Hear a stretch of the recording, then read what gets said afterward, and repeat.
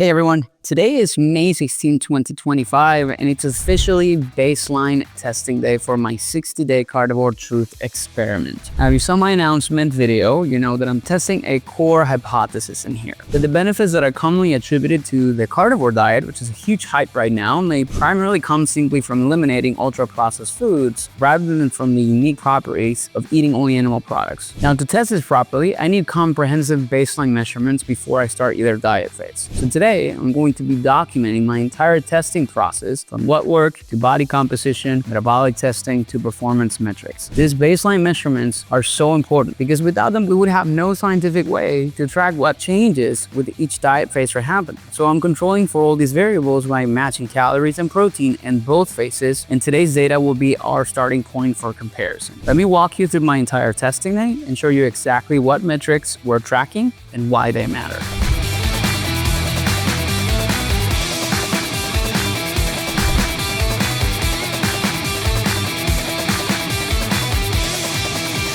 I am approaching all testing in a 12-hour fasted state just to ensure consistent measurements, and I'm going to be logging the things that I ate the night before and the things that I did that day as well. I've also avoided any intense exercise for 48 hours prior to these tests to prevent any acute effects from the training. Now, I'm a little sore from some workouts that I did on Wednesday, but I think it's not that big of a deal. For body composition testing, obviously, as you can see, this is essentially the thing that I was wearing. I'm going to be wearing some lightweight clothing and I'm going to try to replicate the same thing on the future dates as well. Even small details like this matter when you're really trying to get accurate comparisons. So let's get into the process of getting my blood work, and let's head over there so you can see how I did. Guys, so it's day one of the diet experiment that I'm running from Whole Foods to Carnivore. I'm about to run into a LabCorp to do the first stage of this experiment, which is our pre-Whole Foods testing. So I'm going to be doing some blood work. I'm also going to be doing some DEXA scanning and metabolic analysis, which I'm going to be hitting over after this. And then I'm also going to be doing the performance analysis of my strength and also my VO2 max estimations. So follow along as I go through this process. I'm a little late for it, so I actually need to hurry up. All right, we just made it to the lab test. Let's go ahead and get in there. All right, so we are about to do pre-testing. These are some of the things that we're going to be doing. Lipid panels, vitamin B12, iron. I'm going to do some hormones, inflammatory markers, vitamin D. Also, we're going to be doing ApoB, hemoglobin A1C. So all the things that we need to be testing for this as we begin this experiment. All right, so as you can see for blood work, I'm focusing on several key markers in here. First, I'm going to be doing a complete metabolic panel just to assess organ function. I'm going to do a full lipid panel to track cholesterol levels, which is a common concern in animal-based diets. I'm going to be tracking inflammatory markers because it's a huge thing in terms of different diets, specifically CRP, and hormones, including testosterone, estradiol, and a thyroid panel. And I'm going to be doing some nutrient status by looking at things like, for example, vitamin D. And I'm also going to be looking at ApoB, which is a marker of cardiovascular health. Now, these biomarkers are going to help us understand how each diet affects my internal health beyond just what's visible or physically measurable. So I'm really excited about that. I cannot provide the results from those today because I just got my lab work done today, but I'm definitely going to be sharing those on my social media as I come and get those results back. This has been completed. On to the next thing. So we're about to do all of my body composition analysis here at ASPE in Tampa. It's going to be my DEXA scan, my metabolic analysis. So let's go ahead and get it done.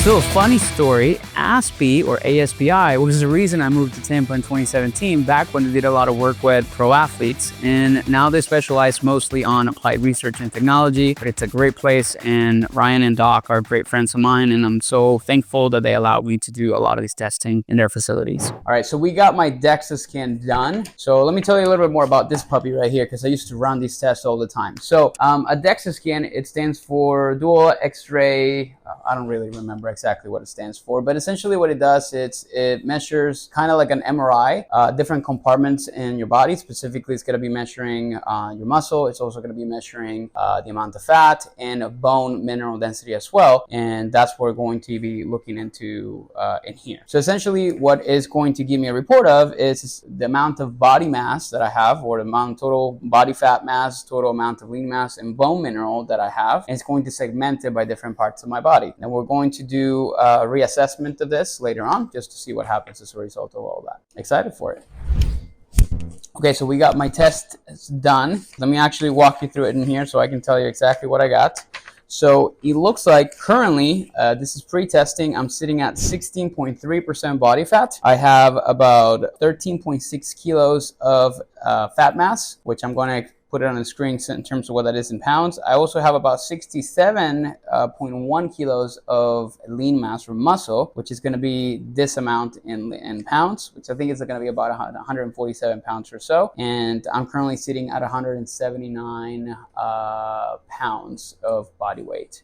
So this is on the 16th of May. So these are going to be my starting analysis and my starting tests. So as you saw, the DEXA scan provides the gold standard in body composition, which is why I wanted to do that. It's far more accurate than consumer methods like bioelectrical impedance scales, and it will also allow us to track precisely how my body composition changes through each phase of this experiment. Now, one thing that is interesting and it's important is the fact that I went home and I tested this in my scale at home, which does have the ability to test body fat percentage through bioelectrical impedance. That's how a lot of these machines typically work. And the results were surprisingly not far off from what my DEXA scan showed. So my DEXA scan, as I share with you guys, I got a 16.3% body fat or something along the lines of that. And then at home, as you saw in here on screen, I got 18.5% body fat. So it's not too far off from what it was. So that's definitely something kind of reassuring. And maybe that will tell you also that perhaps like the bioelectrical impedance machines that you may have at home are not too far off from what your actual numbers may be. Now, right after this, what we did is we went to the Met card room to assess my metabolic rate. So let me walk you through the explanation of what we did there. So let's take a look.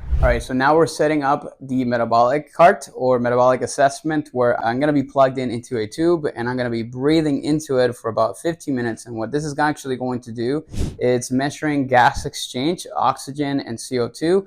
It's going to give me an estimate of the amount of calories that I'm burning at a resting state on a daily basis. And we're going to try to compare what happens when I go from a whole foods to a carnivore diet and see what happens to my metabolic assessment. And also it's going to tell me RER or respiratory exchange ratio, which is actually going to be a measure of how my body's using carbohydrates versus fats at a given state. And that's going to be very interesting to see when I'm doing only whole foods, and also pre and post when I'm doing a carnivore diet. Now, let's go over the metabolic testing results, because I didn't really go over this when I was there. The metabolic card measures gas exchange during both rest and exercise stages, giving us a better insight into how my body utilizes fuel. My baseline metabolic measurements show the following. First off, I had a resting metabolic rate of 1,714 calories per day. This tells us how many calories my body burns at complete rest. Then we're going to look at respiratory quotient, or RQ, which shows I had a 0.83. Now, this indicates whether I'm primarily burning carbs or fat for fuel. A 0.83 means it's a mixed fuel system right now. The closer we get to a 0.7, the more fat we use at rest. And the more we get towards 1.0, the more carbs. Now, I'm suspecting that this number is going to remain similar to what it is right now after whole foods, and much lower after a carnivore experiment. Now, just because I'm utilizing more fat at rest does not necessarily make my metabolism better or worse. It's just the state in which my body is at the moment. Ultimately, losing fat or reducing body fat percentage is determined by the calorie balance, not by whether my body is burning fat at rest or more carbs. I remember when I was doing a ketogenic experiment, my numbers were a little bit lower, but again, if you remember or see me talking about this, I gained 20 pounds on keto. Now, here's something interesting that I looked at when I was doing all this testing. I looked at my Whoop data over the past 6 months, and I looked at my calorie expenditure that is measured through my heart rate. And what is interesting is that Whoop shows me that I have, or average, about 2,300 calories. But that's the average that I burn per day as measured by my sensor. Now, the Met card, which is a direct measurement, essentially not indirect, like using an equation or a formula or basing it off my heart rate like Whoop does, it estimated my maintenance calories to be anywhere from 2,200 calories to 2,400 calories. Now, this is in line with what the Whoop averages actually show me. And it also makes sense by looking at my weight trends over the past 6 months, which have remained pretty stable. So what I'm trying to tell you is that what this information gives you about how many calories you're burning on a daily basis may be pretty accurate. Okay, so as soon as I finish all that stuff, I headed over to my house to eat some breakfast. I had some carbs and a little bit of protein before I headed over to the gym to do my performance analysis, but I also took this as an opportunity to take my pictures and my videos. And I'm gonna be doing some progress photos and videos to determine the changes in my body composition physically and visually. I prefer video to show you light changes rather than pictures, which we know can be easily manipulated, and I want this to be a fully transparent process. So I'm gonna be taking these once a week. Okay, so time to do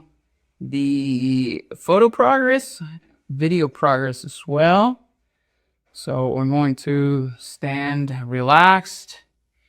Then we're gonna do a flex. And then we're gonna go side. And then we're gonna go back and flex in the back. Okay. You got the data. All right, so now let's head over to the gym so you can see what I did there. And I'm gonna walk you through some of the thoughts and the things that I had in there when I was getting my performance testing done. All right, so we are getting ready to do our performance testing. We gotta start with the deadlifting. Well, one set of 5 at around 65%. So this is going to be about 315 pounds, 5 reps. See how this feels? I think you're not supposed to use these, but I'm going to. I don't want to hurt myself, and I just need to use it every single time that I go. We're gonna start going one at a time. We're gonna make the first 5% jump at 425 pounds.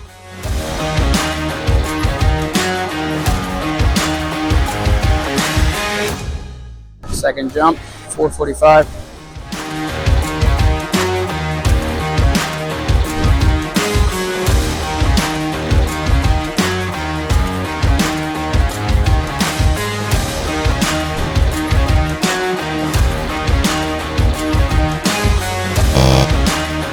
We're gonna do bench after.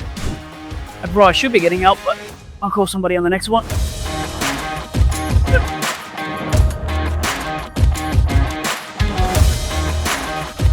And if I have the energy, I think I'm gonna do squatting, even though I did not plan to do squats.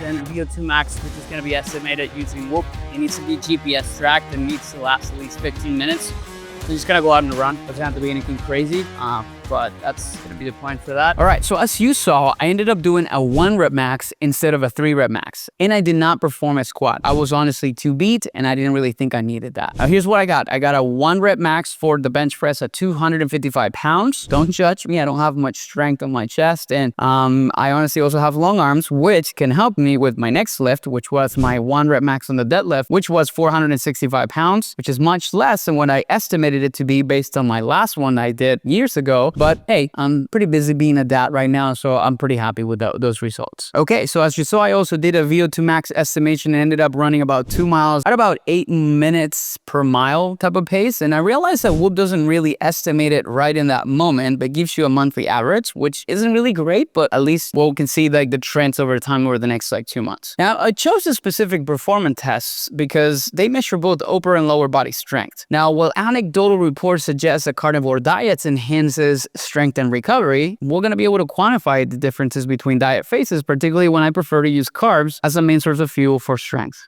Okay, so that pretty much covers everything for the baseline testing day. I'm going to be doing all of this again in about 5 weeks or 6 weeks. Now, in addition to the metrics that we covered today, I'm going to be also tracking some things daily and weekly. I'm going to be measuring daily physiological data via my Whoop, like HRV, resting heart rate, sleep quality, and some other things, and also subjective measures through validated hunger and mood questionnaires. And I'm going to be tracking my food by keeping track of my daily food logs, looking at calories and macronutrients using Chronometer. So this is a lot. But there you have it, a very complete picture of my current health, my body composition, my metabolism, and performance. Now, this data data forms our scientific base for this entire experiment. In 3 days, on May 19th, I'm going to be starting the whole foods phase, which is going to be 30 days of a balanced diet completely free of ultra-processed foods, but included things like fruits and vegetables and whole grains. Now, I'm not going to be doing a lot of whole grains because it's going to be more of a Whole30 type deal, but I'm also going to be doing a variety of protein sources. Now, throughout this phase, I'm going to be documenting my experience daily on social media and providing weekly updates here on YouTube. Now, you'll see exactly what I'm eating, how I'm feeling, and my changes I'm noticing. So if you want just more real-time data versus like these videos, which are going to be reviews, they're going to be typically published a week after, then you definitely want to head over to my Instagram or my TikTok, where I'm going to be posting more stories and things like that. Now, guys, I've designed this experiment to be as scientifically sound as possible while still being something that I can realistically execute. By controlling calories and protein, eliminating processed foods in both phases, and using this very comprehensive testing approach, we'll get more meaningful data that goes beyond the typical before and after comparisons, or based on like the anecdotes that people go and rave about on social media. Remember, this experiment isn't about proving one diet is superior to other. It's about testing a specific hypothesis that I have about whether the benefit of restricted diet, specifically from carnivore, might actually come by just simply reducing more processed foods. And by matching calories and protein between phases and eliminating processed foods in both, we can isolate the variables in a way that most diet comparisons don't. Now, if you want to follow along this experiment, make sure you subscribe on this channel. But also, if you want to follow along in real time,